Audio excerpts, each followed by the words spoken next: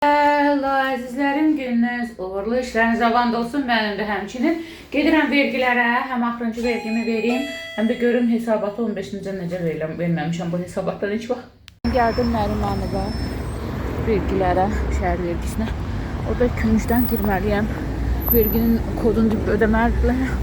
Sonra yəqin xahiş edərəm hesabat necə vermək izah edərlər. Deməli, hesabatı verdik. İndi gedim pulu ödəyim. Problem yaşandı sistemdə. Hesabat verilib, amma asan imzanla təsdiqləməliyəm. Orada bir kod var, onu götürmür. Sistemdə problem var. Xanım bir gözləyə bilirsinizsə, daha bir gedib gəlməyin də. Gözləyə bilirsinizsə, bir də nömrə götürün. Nömrə götürdüm, gedim banka gəlim. Nömrəm inşallah keçməz. Keçsə gərək yenə nömrə götürüm, oturum. Deməli, mən hər işim daş altından çıxıram. Gəlir vergimi ödədim. Hesabatı göndərdim. Cari arayış var, hansı ki gəlir verirsə haqqında məlumat olmalıdır. Sistemdə problem yarandı. Onu qaralama formasında elədilər mənim üçün.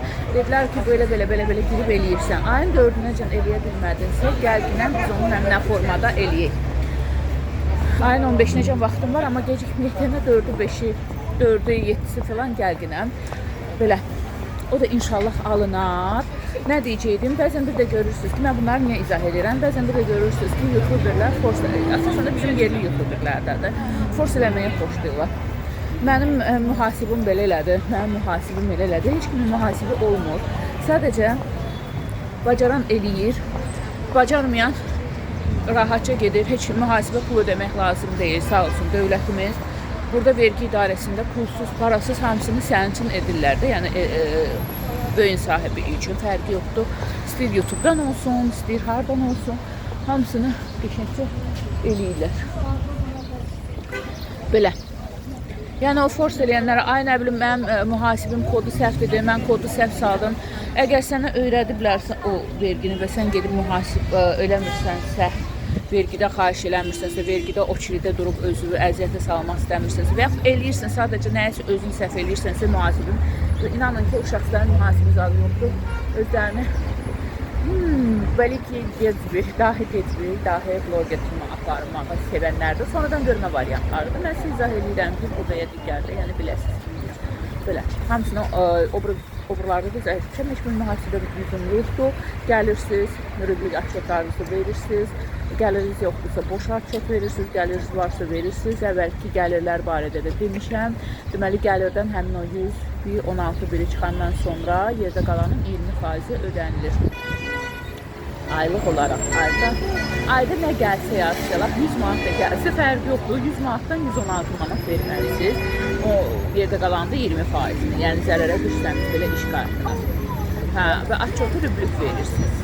Hər ay tutarır, o bir ayın 15-nəcən. Əgər ödənişli açıqdırsa, hesabatdırsa, gecikdirilsə sanksiya gəlir. Gecikdirilməsə yox. Boş, force edən, ay menecerim belə gəldi, ay nə bilim, mühasibim belə gəldi, amma bir dənə vergi göstəricilərini YouTube'a daxil edəndə, məsəl üçün, hansı formanı seçmək üçün mən kimisi belə bir yeməli deyənlərin yalanlarına inanmayın. Yalan çox olur, boş verin.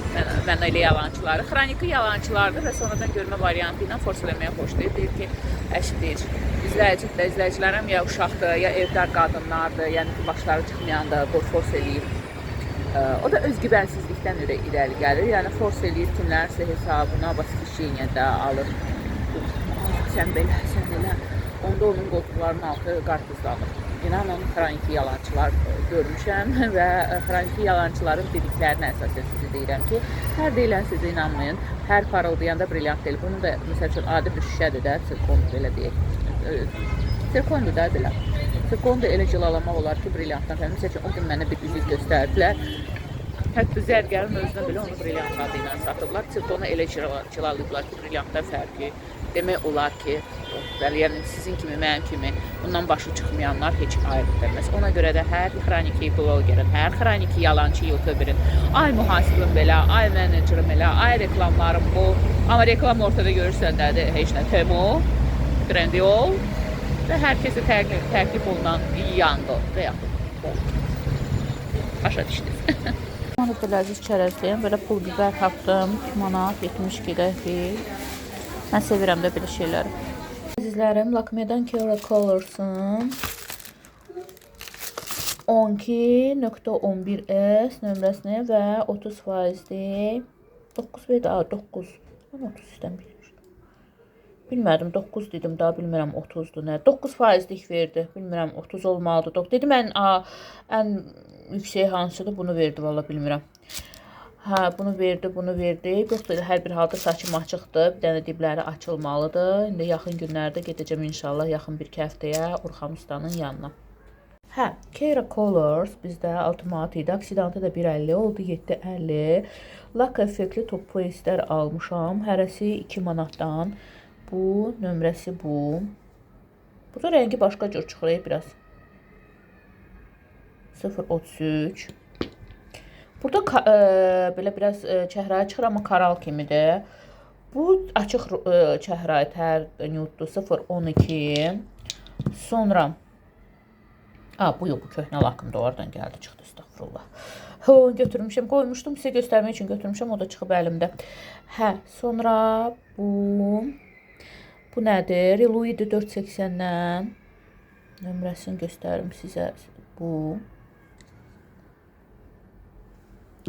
Və Flormar 1.90'am, 510 nömrə. Bir dənə də Rozmandan aldım, 1 manata düşmüşdü.